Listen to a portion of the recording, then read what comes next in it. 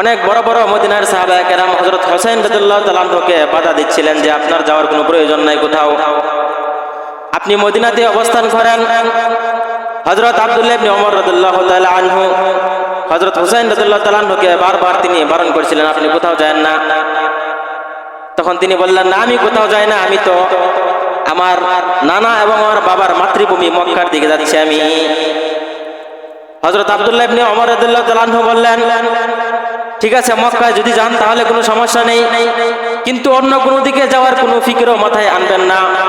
যদিও কুফা এলাকা থেকে অনেক ধরনের চিঠি আসতেছে আপনার কাছে, কিন্তু মনে রাখবেন আপনার বাবা হযরত আলী রাদিয়াল্লাহু তাআলা আনহুকে যেভাবে কুফাবাসীরা ধোঁকা দিয়েছিল আপনাকেও ঠিক সেভাবে ধোঁকা দিবে।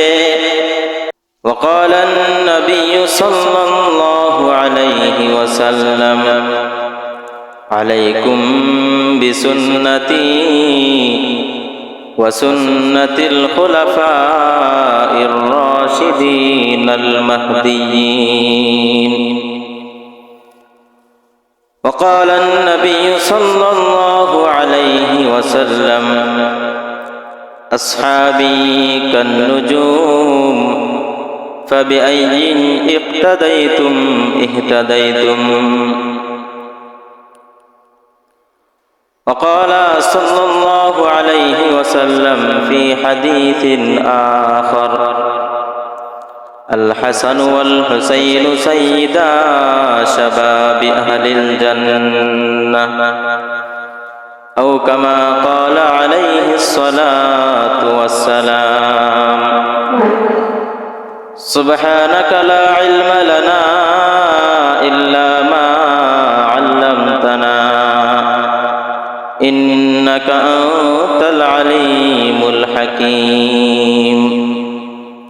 সবাই দুরূদ ইব্রাহিম পড়ি মুহাব্বতের সাথে।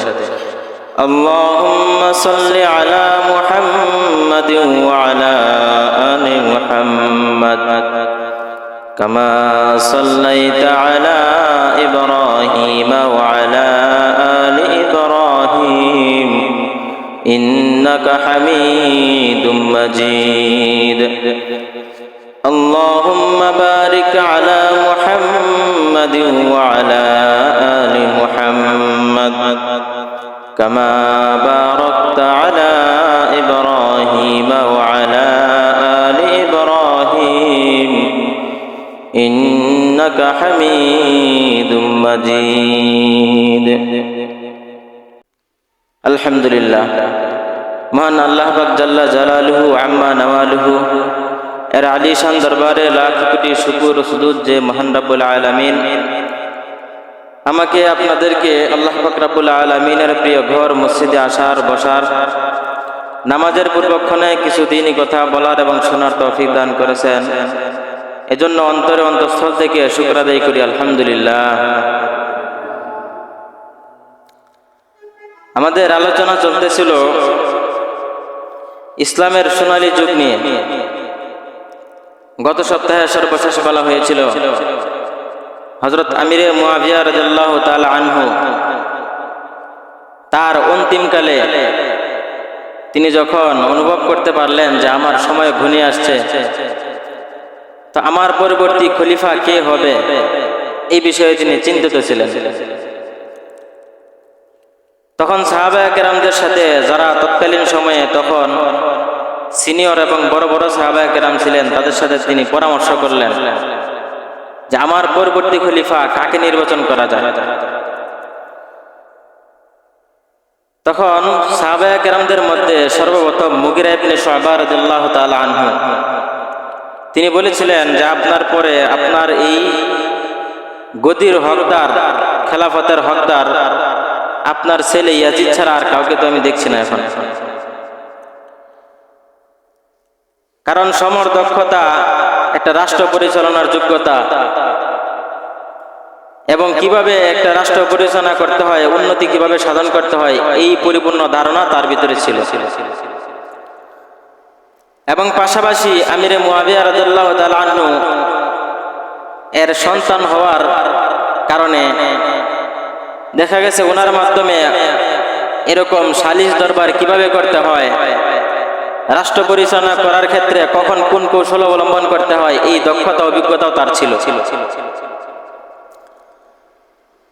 এই দিক বিবেচনায় অনেক সাহাবা একরাম সহ অনেক নেতৃস্থানীয় ব্যক্তিবর্গ এবং বুদ্ধিজীবীরা তখন পরামর্শ দিয়েছিল, হ্যাঁ, ইয়াজিদ এই ক্ষমতা লাভের বর্তমানে যোগ্য সে।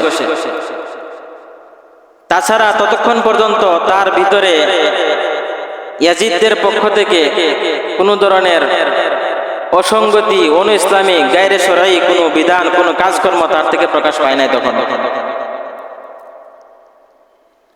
তবে হ্যাঁ, সমস্ত সাহাবা একরাম একথা স্বীকার করেছেন যে তার রাষ্ট্র পরিচালনার মতো যোগ্যতা আছে, কিন্তু আমল আখলাকের দিক দিয়ে, আমলের দিক দিয়ে আরো অনেক বড় বড় সাহাবা একরাম তারা তখনও বিদ্যমান ছিলেন মদিনা এবং মক্কায়।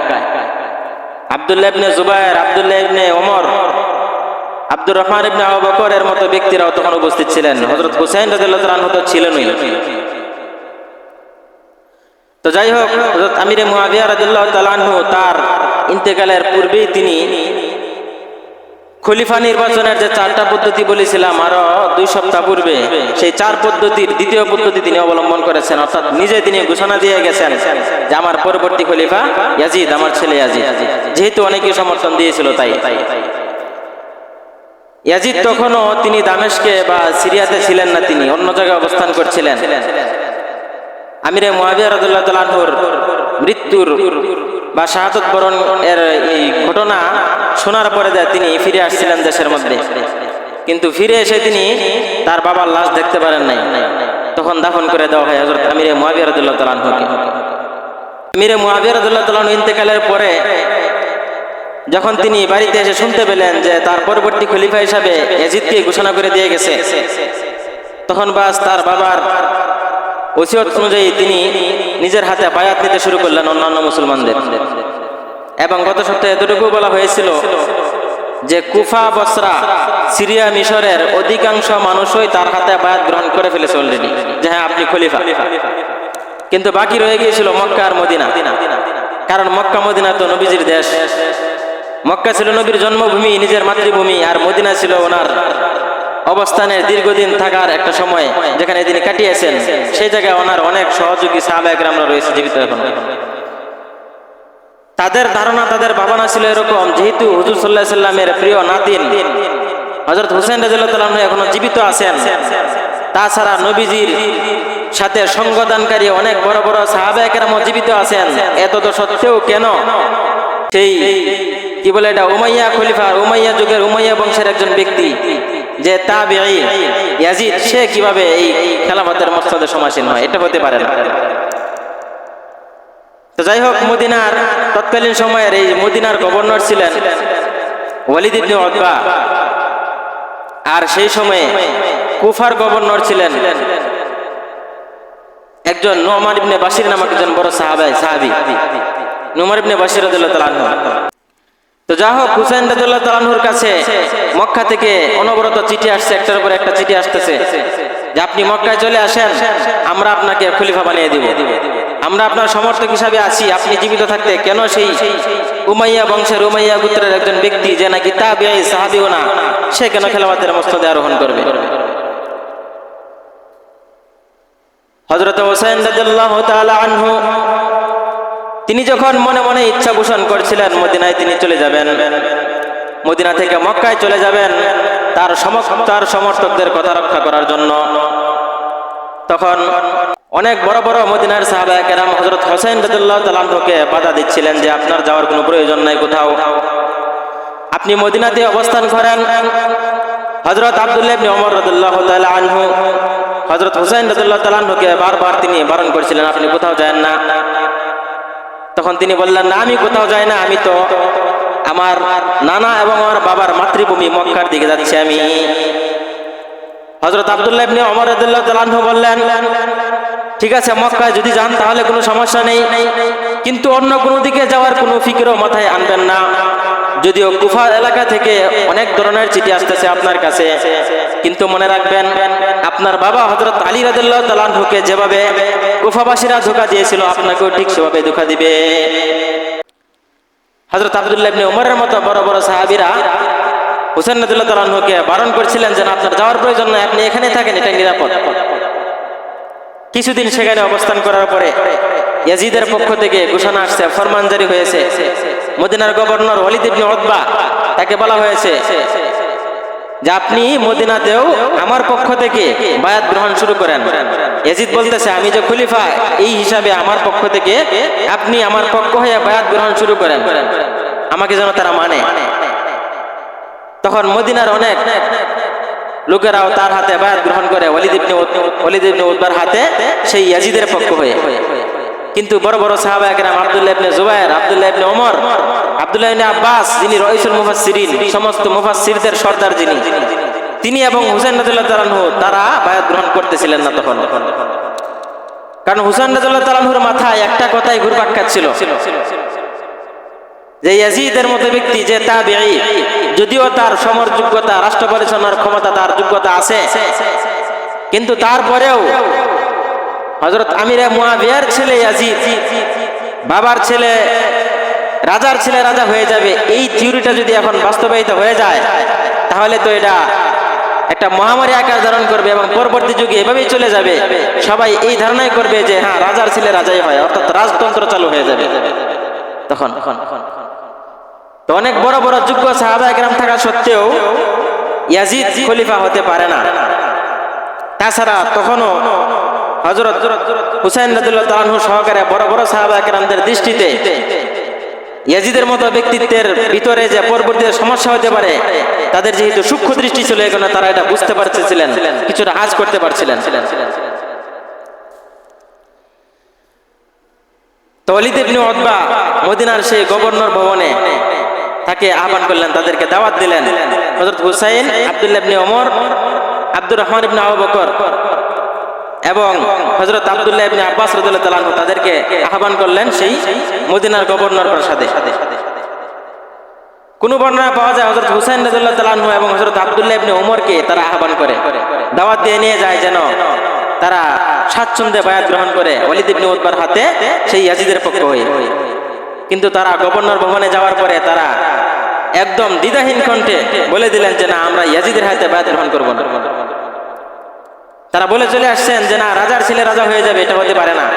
এটা যদি এখন হয়ে যায় তাহলে এই নিয়ম পরবর্তীতে চলতেই থাকবে। তাহলে দেখা যাবে একটা সময় রাজার ছেলে রাজা যদি সে অযোগ্যও হয়, মূর্খও হয়, তারপরেও তাকে রাজা বানিয়ে দেবে যোগ্যতা থাকা সত্ত্বেও। এই থিওরি মাথায় নিয়ে তারা সেই বড় দুজন সাহাবী হযরত হুসাইন রাদিয়াল্লাহু তাআলা আনহু এবং হযরত আব্দুল্লাহ ইবনে ওমর বায়াত গ্রহণ করেন নাই। এই খবর ওয়ালিদ ইবনে উতবা ইয়াজিদের কাছে পৌঁছে দেয়, সেই মিশরে দামেস্কে পৌঁছে দেয়। দামেস্কে পৌঁছার পরে তিনি যখন দেখতে পেলেন না, অবস্থা আসলে বেগতিক, মক্কা মদিনার অবস্থা আমার অনুকূলে নয়, তখন এবং এই কথাও শুনতে পেলেন যে কুফাবাসীদের পক্ষ থেকে শত শত চিঠি চলে যাচ্ছে হযরত হুসাইনের কাছে। কুফাবাসীরা এই আশ্বাস দিচ্ছে যে আপনি কুফায় চলে আসেন, আমাদের এখানে হাজার হাজার লাখ লাখ লোক আছে আপনার হাতে বায়াত গ্রহণ করার মতো, আমরা ইয়াজিদকে খলিফা হিসেবে মানি না। কুফাবাসীদের পক্ষ থেকে এই চিঠি যাচ্ছে হযরত হুসাইনের কাছে। বর্ণনায় পাওয়া যায় প্রায় 150 মতো চিঠি, 150টার মতো চিঠি পৌঁছে গেছে কুফাবাসীদের পক্ষ থেকে যে আপনি কুফায় আসেন, আমরা আপনার হাতে বায়াত গ্রহণ করব। এই খবর যখন ইয়াজিদের কাছে পৌঁছে, তখন তৎকালীন সময়ে বলছিলাম কুফার গভর্নর ছিলেন বড় একজন সাহাবী নুমান ইবনে বাশির রাদিয়াল্লাহু তাআলা আনহু। আর সাহাবী মানে সহসাই তার ভিতরে নবী পরিবার তথা আহলে বাইতের প্রতি তার মহব্বত থাকবে, এটাই স্বাভাবিক, যেহেতু তিনি সাহাবী নুমান ইবনে বাশির রাদিয়াল্লাহু তাআলা আনহু। তিনি চিন্তা করছিলেন এখন কি করা যায়, যেহেতু ইয়াজিদ এর মতো একজন ব্যক্তি তাবিঈ যে নাকি স্বৈরাচারী মনোভাব কিছুটা তার ভিতরে আছে এরকম মনে হয়, দূরদৃষ্টির মাধ্যমে পর্যবেক্ষণ করা যায়, সুতরাং সে এখন কি থেকে কি করে বসে এটা তো ঠিক ঠিকানা নেই। তিনি চিন্তায় পড়ে গেছিলেন। তখন ইয়াজিদ চিঠির মারফত তাকে এই খবর পৌঁছে দিয়েছিলেন সেই মুগীরা ইবনে শুবাকে, নুমান ইবনে বাশিরকে, যে আপনি আমার পক্ষ হয়ে আপনি বায়াত গ্রহণ শুরু করেন যে ইয়াজিদ খলিফা। নুমান ইবনে বাশির বললেন যে এটা কিভাবে সম্ভব, নবীজির দুলাল আদরের নাতিন হুসাইন রাদিয়াল্লাহু তাআলা আনহু এখনো জীবিত আছেন মদিনায়, তিনি মদিনা থেকে কুফার দিকে আসছেন, আর আমি আপনার হয়ে কিভাবে বায়াত গ্রহণ করাবো? লোকেরা তো এটা মানবে না। এই বিপরীত জবাব যখন গেল ইয়াজিদের কাছে নোমান ইবনে বাশিরের পক্ষ থেকে, তখন ইয়াজিদ চিন্তা করে দেখলো, না, একে তো এই মসনদে বসায় রাখা যাবে না, তাহলে আমার ইচ্ছা পূরণ হবে না। তখন নোমান ইবনে বাশির রাদিয়াল্লাহু তাআলা আনহুর মতো একজন বড় মাপের সাহাবীকে তিনি গভর্নরের পদ থেকে তাকে অব্যাহতি দিয়ে তাকে সেখান থেকে ইখরাজ করে, সেই যে বসরার গভর্নর ছিল উবাইদুল্লাহ ইবনে জিয়াদ, যে নাকি হযরত হুসাইন রাদিয়াল্লাহু তাআলা আনহুর হত্যাকারীর প্রধান লিস্টে যার নাম প্রথমে, তাকে গভর্নর বানিয়ে দিয়েছে সেই কুফার, নাউজুবিল্লাহি মিন যালিক। এবং ইতিহাস এটাই বলে উবাইদুল্লাহ ইবনে জিয়াদের ভিতরে কিছুটা হিংস্রতা সুলভ আচরণ, কিছু স্বৈরাচারী মনোভাব তার ভিতরে ছিল, তার ভিতরে দয়া মায়া কিছুটা কম ছিল উবাইদুল্লাহ ইবনে জিয়াদের মনে। ইয়াজিদ এবং উবাইদুল্লাহ ইবনে জিয়াদের মধ্যে আভ্যন্তরীণ তাদের ব্যক্তিগত শত্রুতা এবং দুশমনী ছিল অনেক আগ থেকে। তারপরেও ইয়াজিদের একজন গোলাম, আমির মুয়াবিয়ার গোলাম, যে নাকি ইয়াজিদের পক্ষ হয়ে কাজ করত, তখন তার মন্ত্রী পরিষদের একজন লোক ছিল, সেই ইয়াজিদকে বলেছিল, যদিও আপনার সাথে উবাইদুল্লাহ ইবনে জিয়াদের সাংঘর্ষিকতা আছে ব্যক্তিগতভাবে, কিন্তু তাকে যদি এখন কুফার গভর্নর না বানান তাহলে আপনার ক্ষমতা বেশি দিন টিকবে না। এই হিসাবে উবাইদুল্লাহ ইবনে জিয়াদকে কুফার গভর্নরিও দিয়ে দেয় এবং নোমান ইবনে বাশিরকে তার পদ থেকে অব্যাহতি দিয়ে দেয়। মক্কায় যখন অবস্থান করছিলেন হযরত হুসাইন রাদিয়াল্লাহু তাআলা আনহু, মক্কায় অবস্থান করার সময়ও তখন কুফাবাসীদের পক্ষ থেকে অগণিত চিঠি হযরত হুসাইন রাদিয়াল্লাহু তাআলা আনহুর কাছে চলে যায়। হযরত হুসাইনকে এই বলে তারা আহ্বান করে যে আপনি তো নবীর নাতিন, আপনি তো হযরত আলীর সন্তান, হযরত ফাতেমার সন্তান, আপনার ব্যাপারে হুজুর সাল্লাল্লাহু আলাইহি ওয়াসাল্লাম হাদিসের মধ্যে বলে গেছেন, আল হাসান ওয়াল হুসাইন সাইয়্যিদা শাবাবি আহলিল জান্নাহ। নবীজি বলেছেন, আমার নাতিন হাসান এবং হুসাইন এই দুইজন জান্নাতি, যারা যুবক হবে তাদের সর্দার হবে এই দুইজন আমার নাতিন। সুবহানাল্লাহ। যেহেতু আপনাদের ব্যাপারে নবীজির আদর্শ বাণী রয়েছে, নবীজির বাণী রয়েছে, সুতরাং আপনারা থাকাকালীন সময়ে অন্য কোনো ব্যক্তি খলিফা হতে পারে না। সুতরাং আপনি চলে আসুন। আমাদের কুফাবাসীদের মধ্যে এরকম আরো অনেক লোক রয়েছে যারা ইয়াজিদকে খলিফা হিসেবে তারা মানে না। এই কথা শোনার পরে বারবার যখন চিঠি আসছিল, তখনও মক্কাবাসীদের পক্ষ থেকেও হযরত হুসাইন রাদিয়াল্লাহু তাআলা আনহুকে বাধা দিচ্ছিল যে আপনি যায়েন না, কুফাবাসী লোকেরা এরা ভালো না, এরা তো আপনার পিতা হযরত আলীকেও ধোঁকা দিয়েছিল, আশ্বাস দিয়ে নিয়ে গিয়েছিল, কিন্তু তারা ধোঁকা দিয়ে হযরত আলীকে তারা শাহাদাত এর সুদাপান করিয়েছে, শহীদ করতে বাধ্য হয়েছে তারা। তাহলে আপনার সাথে যে তারা ভালো আচরণ করবে, ওয়াদা রক্ষা করবে, এটার কি গ্যারান্টি আছে? তখন তাদের এই পীড়াপিড়িতে এবং তাদের সেই চিঠি অনবরত আসার কারণে তিনি দ্বিধাহীন দুদুল্যমান অবস্থায় পড়ে গিয়েছিলেন, সিদ্ধান্তহীনতায় ভুগছিলেন যে তখন তিনি কি করবেন। তখন হযরত হুসাইন রাদিয়াল্লাহু তাআলা আনহু তার এক চাচাতো ভাই হযরত মুসলিম ইবনে আকিল, নাম হচ্ছে মুসলিম, তার বাবার নাম হচ্ছে আকিল, দাদার নাম হচ্ছে আবু তালেব। দাদার নাম আবু তালেব মানে হযরত হুসাইন রাদিয়াল্লাহু তাআলা আনহুর চাচাতো ভাই। সেই চাচাতো ভাই মুসলিম ইবনে আকিলকে তিনি পাঠালেন কুফার মধ্যে অবস্থাটা কি, বাস্তবতাটা কি সেটা যাচাই করার জন্য, যে বাস্তবে কি আমার পক্ষে লোক আছে কিনা কুফার মধ্যে। মুসলিম ইবনে আকিল ইতিহাসে লেখেন অনেক ঘটনা, এগুলা বিস্তারিত বলা সম্ভব না, শুধু কারবালার ঘটনা থেকে আমরা এগিয়ে যাবো এখন। মুসলিম ইবনে আকিল যখন কুফায় গিয়ে পৌঁছলেন, তিনি প্রথমে মুসলিম ইবনে আশআস আস-সাকাফি নামক একজন সাহাবী, একজন ব্যক্তির নাম উল্লেখ আছে ইতিহাসের মধ্যে, তার ঘরে তিনি প্রথমে অবস্থান করেন। তবে প্রসিদ্ধ বর্ণনা মতে মুসলিম ইবনে আকিল হযরত হুসাইনের চাচাতো ভাই, তিনি গিয়ে কুফার মধ্যে সর্বপ্রথম হানি ইবনে উরওয়া নামক একজন সাহাবীর ঘরে, একজন ব্যক্তির ঘরে তিনি যায় অবস্থান করেন। এবং সেই হানি ইবনে উরওয়া হযরত হুসাইন রাদিয়াল্লাহু তাআলা আনহুর পক্ষে ছিলেন, তিনি যেন খলিফা হন এই ইচ্ছাই তার ভিতরে ছিল। তো মুসলিম ইবনে আকিল তিনি হানি ইবনে উরওয়ার ঘরে অবস্থান করে তিনি প্রতিনিয়ত হযরত হুসাইন রাদিয়াল্লাহু তাআলা আনহুর পক্ষ হয়ে তিনি বায়াত গ্রহণ করছিলেন যে ইয়াজিদকে তোমরা খলিফা হিসেবে মানবা না, খলিফা হিসেবে মানতে হলে একমাত্র হুসাইনকে মানবা, কারণ তিনি নবীজির নাতি। তো অনেক সাহাবায়ে কেরাম প্রতিদিন আয়েশা, অনেক লোক, অনেক জনগণ কুফার আয়েশা ওনার হাতে বায়াত গ্রহণ করতেছে হযরত হুসাইনের পক্ষ হয়ে। মোটামুটি 1000 পেরিয়ে প্রায় লাখ পর্যন্ত পৌঁছে গেছে হযরত হুসাইনের সমর্থক। এই যে পুরো একটা মানে অনুকূল পরিস্থিতি, এটা দেখা হযরত মুসলিম ইবনে আকিল তিনি হযরত হুসাইন রাদিয়াল্লাহু আনহুর কাছে চিঠি পাঠিয়ে দিলেন যে হ্যাঁ কুফার অবস্থা তো ভালোই, অনুকূলে আছে, পজিটিভ আছে, আপনি আসতে পারেন। প্রায় লক্ষাধিক জনগণ আপনার হাতে বায়াত গ্রহণ করে ফেলেছে। এই চিঠি হযরত হুসাইন রাদিয়াল্লাহু আনহুর কাছে পৌঁছার সাথে সাথেই তিনি সমস্ত সাহাবায়ে কেরামদের কথাকে উপেক্ষা করে তিনি তার পরিবার সপরিবারে কিছু সাহাবায়ে কেরামদেরকে নিয়ে, কোন বর্ণনায় পাওয়া যায় 62, কোন বর্ণনায় পাওয়া যায় 67, আর কোন রিওয়ায়াতে পাওয়া যায় 72 জন তিনি তার সঙ্গীকে নিয়ে তিনি চলে আসেন, সেই কুফার দিকে রওনা করেন। তবে 62 যে রিওয়ায়াতটা এটাই সর্বোৎকৃষ্ট কুল, এটাই গ্রহণযোগ্য মতামত। কুফায় যখন তিনি এসে পৌঁছেন হযরত হুসাইন রাদিয়াল্লাহু তাআলা আনহু, কুফায় পৌঁছার পূর্বেই এই যে কুফার যে নতুন গভর্নর হয় উবাইদুল্লাহ ইবনে জিয়াদ, তার কানে খবর পৌঁছে যায় যে হুসাইনের পক্ষ থেকে দূত হয়ে আসছে মুসলিম ইবনে আকিল, সে কুফায় প্রবেশ করে অলরেডি প্রায় লক্ষাধিক জনগণের সমর্থন সে নিয়ে নিয়েছে।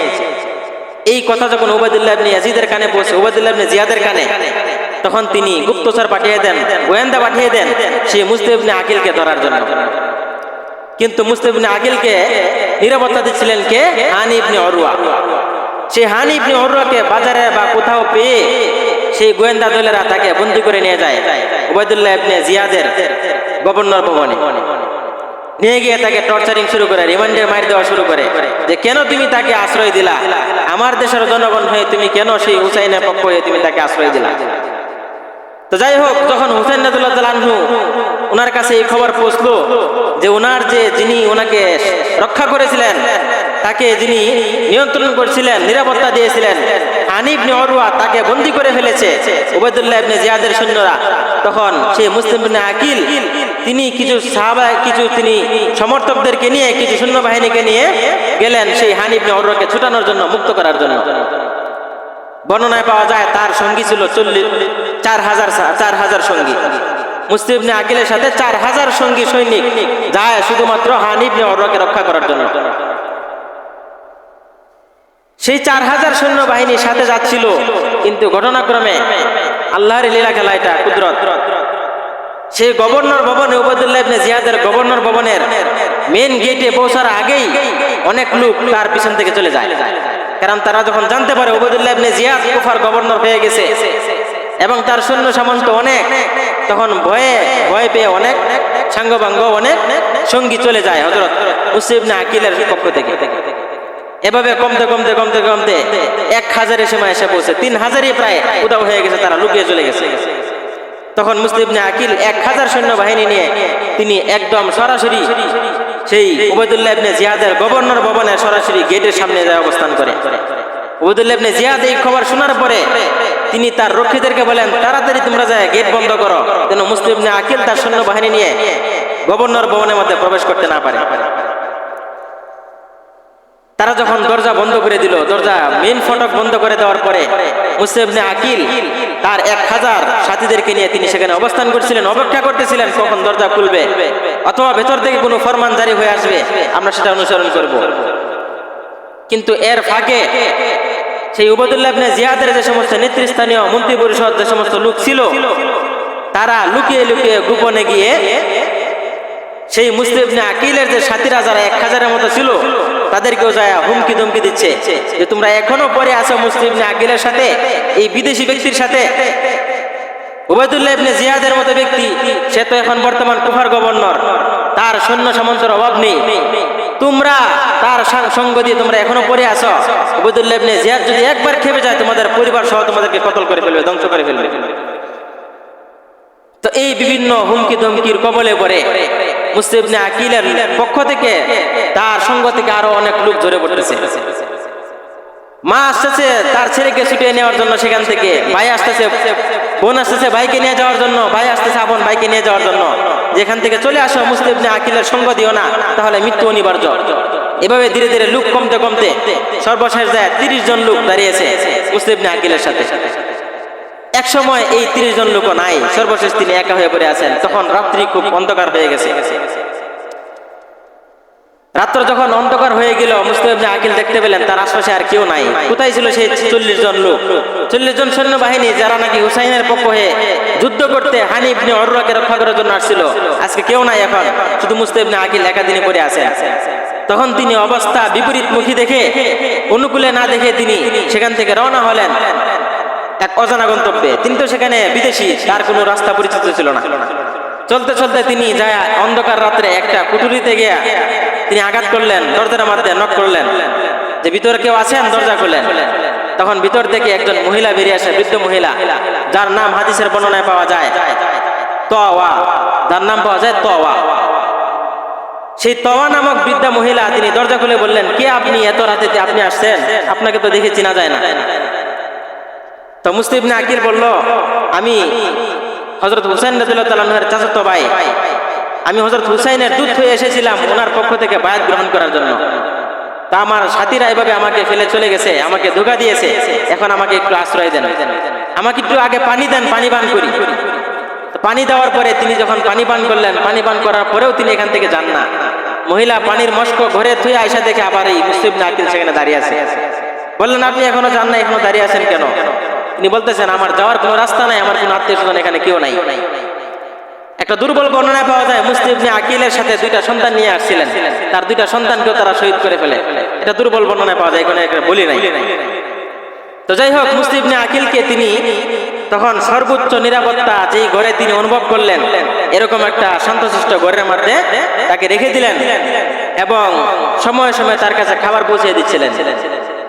কিন্তু মুসলিম ইবনে আকিল তার খাবার গ্রহণ করছিলেন না। ঘটনাক্রমে সেই মহিলা, সেই যে তওয়া নামক মহিলা, সেই মহিলার একটা ছেলে বড় হয়ে গেছিল। সেই ছেলেটা, সেই বড় ছেলে উবাইদুল্লাহ ইবনে জিয়াদের সৈন্যবাহিনীদের একজন ছিল। সেই ছেলে যখন রাত্রে আসলো বাড়িতে আয়সা দেখে সেই তওয়া নামক তার মা মহিলা, সে মাঝে মাঝে সেই ভিতরে সেই কুঠুরিতে যায়, অবস্থান করে এবং কিছু খাবার নিয়ে কাকে যেন সেখানে দিয়ে আসে। এটা দেখে জিজ্ঞাসা করলো, মা, সেখানে কার কাছে তুমি খাবার দিয়ে আসো? তখন ওনার মা বলতেছে, সেই তওয়া বলতেছে যে এখানে আসলে এখানে একটা কুকুর পড়ে আছে, এই কুকুরকে আমি খাবার দিয়ে আসছি, আর কেউ নাই, এখানে কোনো মানুষ নাই। কিছুক্ষণ পরে একটা আওয়াজ আসলো, তিনি গলা খাকড়ি দিলেন মুসলিম ইবনে আকিল। গলা কাশি দেওয়ার পরে সেই যুবক বলতেছে, মা, না, এখানে তো একটা মানুষ আছে মনে হচ্ছে। তিনি বাধা দিয়ে বললেন, না, সেখানে যায় না, এখানে একটা কুকুর পড়ে আছে, যায় না সেখানে। তখন তার ভিতরে সন্দেহ আরো বেড়ে গেল। সন্দেহের দানা বাঁধতে বাঁধতে যখন সন্দেহ বেড়ে গেল, তখন তার মা যখন শুয়ে পড়ছে, রাত্রে যখন গভীর হয়েছে, তখন তিনি সেখানে গিয়ে দেখতে পেলেন যেখানে মুসলিম ইবনে আকিল বন্দী আছে।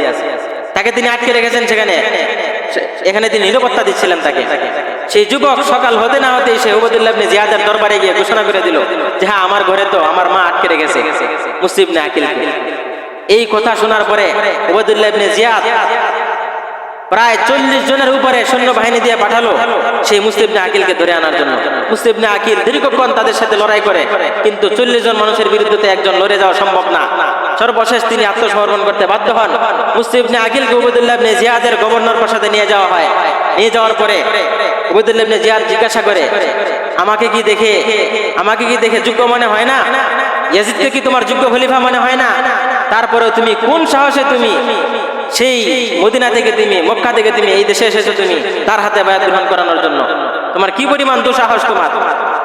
এই কথা বলে যখন তিনি মুসলিম ইবনে আকিল দেখতে পেলেন যে আসলে অবস্থা পরিপূর্ণ বিপরীত, তো ইতিমধ্যে তো আগে তিনি চিঠি পাঠিয়ে দিয়েছিলেন হযরত হুসাইনের কাছে তিনি আসার জন্য, যে কুফাবাসীদের মধ্যে অনেকেই আপনার হাতে বায়াত গ্রহণ করেছে, বাস্তবিক অবস্থা তো ব্যতিক্রম।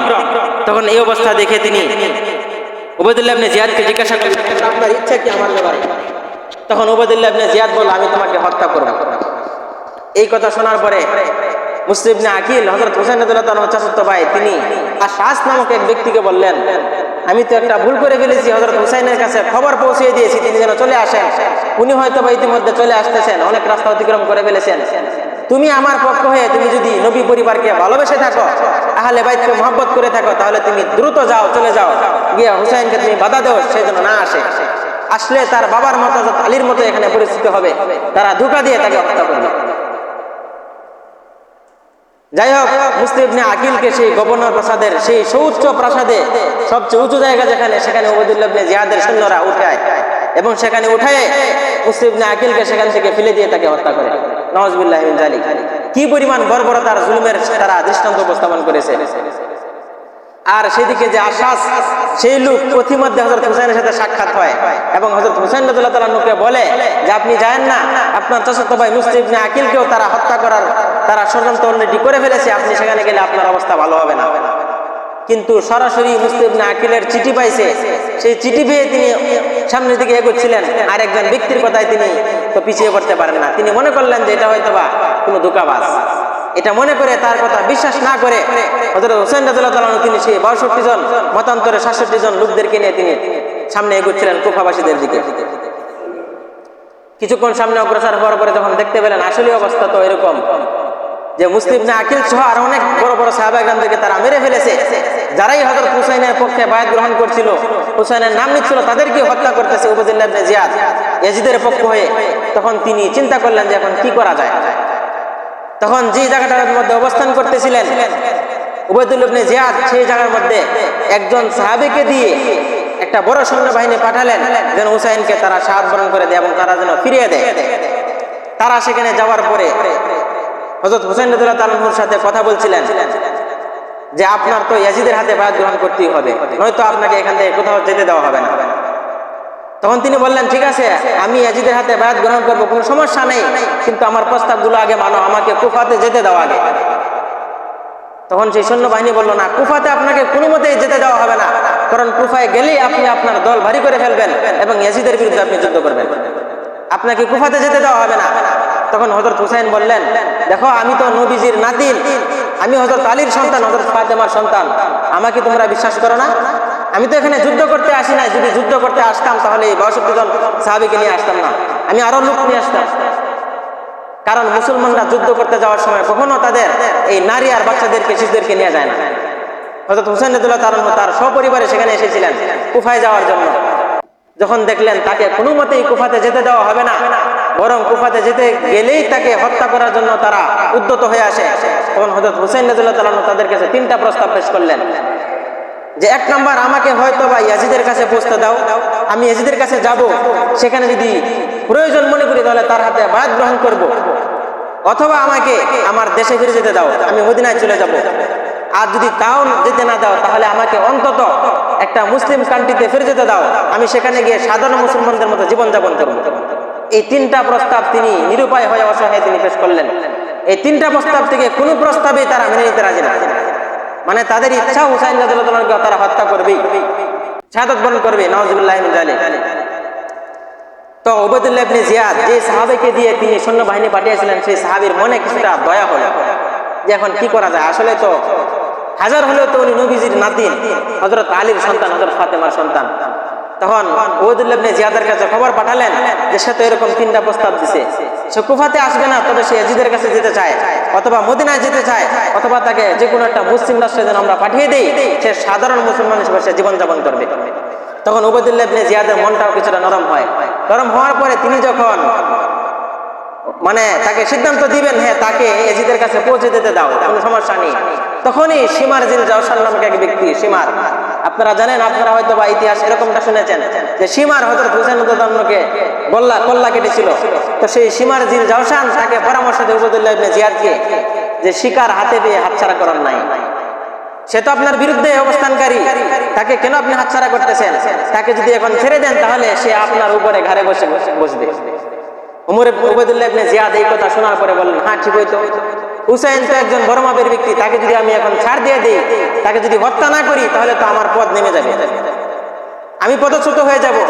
এই কথা চিন্তা করে তিনি শিমার জিল জাওশানকে পাঠিয়ে দিলেন যে তাকে সরাসরি হত্যা করে ফেলবে, তাকে কোনো রকমে বাঁচিয়ে রাখা যাবে না, কোথাও যেতে দেওয়া হবে না, মদিনাতেও ফিরতে দেওয়া হবে না, ইয়াজিদের কাছেও যেতে দেওয়া হবে না, এবং কোনো মুসলিম রাষ্ট্রেও তাকে যেতে দেওয়া হবে না। নাউজুবিল্লাহি মিন যালিক, জোরে বলেন নাউজুবিল্লাহি মিন যালিক। অল্পক্ষণের ভিতরে শেষ করে দিব। কিছুক্ষণ পরে তো এই সংবাদ যখন পেল তারা, পাওয়ার পরে শিমার জিল জাওশান অনেক বড় মাপের একটা সৈন্যবাহিনী নিয়ে এগুতে সে আগাচ্ছিল হুসাইনের দিকে। তখন হুসাইন রাদিয়াল্লাহু তাআলা অবস্থা বেগতিক দেখে তিনি ফিরে যাচ্ছিলেন, সেই ইয়াজিদের বাড়ির দিকে তিনি ফিরছিলেন যে ইয়াজিদের কাছে যাবেন। কিন্তু বাস্তবতা হলো তিনি যেই জায়গার মধ্যে অবস্থান করতেছিলেন সেই জায়গা থেকে ইয়াজিদের কাছ পর্যন্ত পৌঁছতে কমপক্ষে 18 থেকে 19 দিন সময় লাগবে। 900 কিলোমিটারের উপরের রাস্তা। আর তখনকার সময় তো এই বিমান এবং এই ধরনের যানবাহনের দ্রুত যানবাহনের ব্যবস্থা ছিল না। প্রায় 18-19 দিন সময় লাগবে সেখানে গেলে। হাদিসের বর্ণনায় পাওয়া যায় 5 দিন অতিক্রম করার পরেই যখন তিনি সেই ফুরাত নদীর তীরে কারবালার ময়দানে উপস্থিত হন, তখন ছিল সেই 10 মুহররম, অথবা কোনো বর্ণনায় পাওয়া যায় 9 মুহররম দিবাগত রাত ছিল তখন। সেখানে পৌঁছার পরে সিমারজিল জাওশান তার সৈন্যবাহিনী সহ এখানে এসে পৌঁছার পরে তাদের তো কথা একটাই, এক দাবি এক দফা, তোমাদেরকে কোথাও যেতে দেওয়া হবে না, তোমাকে এখানে হত্যা করা হবে। তো যাই হোক, হুসাইন রাদিয়াল্লাহু তাআলা আনহুর যত সঙ্গী ছিলেন সমস্ত সঙ্গীদেরকে তারা শাহাদাতের অমীয় সুধা পান করায়। সর্বশেষ হযরত হুসাইন রাদিয়াল্লাহু তাআলার যে ছোট ছেলে ছিল বাচ্চা, এই বাচ্চার নামের ব্যাপারে পাওয়া যায় আলী আসগর, আর কথা পাওয়া যায় আব্দুল্লাহ। তো সেই বাচ্চাটাকে বন্ধু তারা তীর মেরে তারা এই হত্যা করে ফেলে। কি পরিমাণ তারা হিংস্রতা পরিচয় দিয়েছে সেখানে। কিন্তু হযরত হুসাইন রাদিয়াল্লাহু তাআলা আনহুর গায়ে তারা আক্রমণ করতে সাহস পাচ্ছিল না, যেহেতু নবীজির নাতিন। হযরত হুসাইনের শরীরের এমন কোনো জায়গা বাকি ছিল না যে জায়গা নবীজি চুমা খান নাই। এরকম একজন বরকতময় ব্যক্তির উপরে তারা হামলা করবে এরকম সাহস কেউ পাচ্ছিল না। হযরত হুসাইন রাদিয়াল্লাহু তাআলা আনহু সেই দিন যখন তাবু থেকে বের হয়ে আসছিলেন, তখন তিনি রাত্রে স্বপ্ন দেখছিলেন। রাত্রে একটা স্বপ্ন দেখছিলেন। সেই স্বপ্ন দেখে তিনি তার পরিবারের লোকজনের কাছে বলতেছেন, আমি তো আজকে একটা স্বপ্ন দেখছি, যেই স্বপ্ন দেখে আমার চোখ দিয়ে পানি ঝরতেছে। তখন তার আহলে বাইতের লোকেরা জিজ্ঞাসা করতেছে, কি স্বপ্ন দেখছেন? তখন তিনি বলেন, না, আমি এখন বলবো না, এই স্বপ্নের কথাটা বলবো তখন যখন আমি আমার রবের সাথে সাক্ষাৎ করি, তখন যা তুমি বুঝতে পারবা। সুবহানাল্লাহ। তারপরও পীড়াপিড়িতে অবশেষে তিনি বললেন, আমি স্বপ্নে দেখেছি আমি আমার নানা আমাকে ডাকতেছেন, মানে হুজুর সাল্লাল্লাহু আলাইহি ওয়াসাল্লাম। সুবহানাল্লাহ। হুজুর সাল্লাল্লাহু আলাইহি ওয়াসাল্লাম আমাকে হাতছানি দিয়ে ডাকছেন, আমার নানা, যে তুমি চলে আসো, তোমার সময় ঘনিয়ে আসছে। সেই কারবালার ময়দানে তিনি রাত্রে সেই স্বপ্ন দেখেন তাবুর মধ্যে। তো এই স্বপ্ন দেখার পরে ঘুম থেকে উঠে তিনি বললেন, আমার যে জামা আছে জামার ভিতরে একটা পুরাতন চাদর পরিয়ে দাও, কারণ আমার বিশ্বাস, আমার মনে হচ্ছে এই কারবালার ময়দানে আমাকে তারা শুধুমাত্র হত্যা করে আমার কল্যাণ নিয়ে তারা শান্ত হবে না, আমার জামা কাপড় পর্যন্ত ওরা ছিঁড়ে নিয়ে যাবে। এই কথা শোনার পরে আহলে বাইতরা কান্না শুরু করে দিল। হযরত হুসাইন রাদিয়াল্লাহু তাআলা বললেন, তোমরা কান্না করো না, মাতম করো না, কান্নাকাটির কিছু নেই। নবীজি নিজেই বলে গেছিলেন যে আমার মৃত্যু হবে, আমার শাহাদত হবে, আর আমার বড় ভাইয়ের সে বিষ পান করে তারও শাহাদত হবে। হযরত হাসান রাদিয়াল্লাহু তাআলা ওনাকেও কিন্তু বিষ প্রয়োগের মাধ্যমে তাকে হত্যা করা হয়েছিল। তো যাই হোক, আহলে বাইত তার কথা অনুযায়ী তার যে উপরে কাপড় আছে সেই কাপড়ের ভিতরে পুরাতন একটা চাদর পরিয়ে দেয়, এবং বাস্তবেও তাই ঘটে। যখন সমস্ত সাহাবায়ে কেরাম তার সমস্ত সঙ্গীরা শাহাদাত বরণ করে, শুধুমাত্র হযরত হুসাইন বাকি আছে, তখন বর্ণনায় পাওয়া যায়, বর্ণনাকারী বলেন, হযরত হুসাইন রাদিয়াল্লাহু তাআলা একাই তিনি এত সাহসিকতার সাথে উদ্যমতার সাথে যিনি যুদ্ধ করছিলেন, যেন হাজারো হাজারো যোদ্ধার শক্তি একসাথে তার ভিতরে আল্লাহ তাআলা ঢেলে দিয়েছিলেন। সুবহানাল্লাহ। তিনি একসাথে শত শত সেই বেঈমানদেরকে, যারা মুনাফিক মার্কা, তাদেরকে তিনি নিহত করছিলেন, তাদেরকে জাহান্নামে পাঠাচ্ছিলেন। এক সময় তিনি তিনি তো রক্ত মাংসের গড়া মানুষ, এক সময় তিনি ক্লান্ত হয়ে তিনি মাটিতে লুটিয়ে বললেন, মাটিতে বসে পড়লেন। তখন সেই কাফেররা চিন্তা করলো, এরা তো কাফেরই, এরা তো বেঈমান, এরা মুনাফিক, এরা কাফের চেয়ে তো আর নিকৃষ্ট এরা। তখন তারা চিন্তা করলো, এখনই সুযোগ হযরত হুসাইনকে হত্যা করা। কিন্তু কেউ সাহস করছে না হযরত হুসাইনকে হত্যা করার জন্য, কেউ সাহস করছে না। কার তরবারি আইসা হযরত হুসাইনের কল্লাকে আলাদা করবে, এরকম কেউ সাহস করতেছে না। সে বলে তুমি যাও, অমুক বলে তুমি যাও, কেউ যাচ্ছে না। কারণ নবীজির নাতিন তো হাজার হলেও তার শরীরের প্রত্যেকটা অঙ্গের মধ্যে নবীজি চুমু খেয়েছেন। এরকম বরকতময় শরীরে কার তরবারি আঘাত করবে, কেউ সাহস পাচ্ছে না। এই অবস্থা দেখে সিমারজিল জাওশান তখন বলল, আরে অবস্থা দেখি বেগতিক, এখন তো অবস্থা প্রতিকূলে চলে যাচ্ছে, তোমরা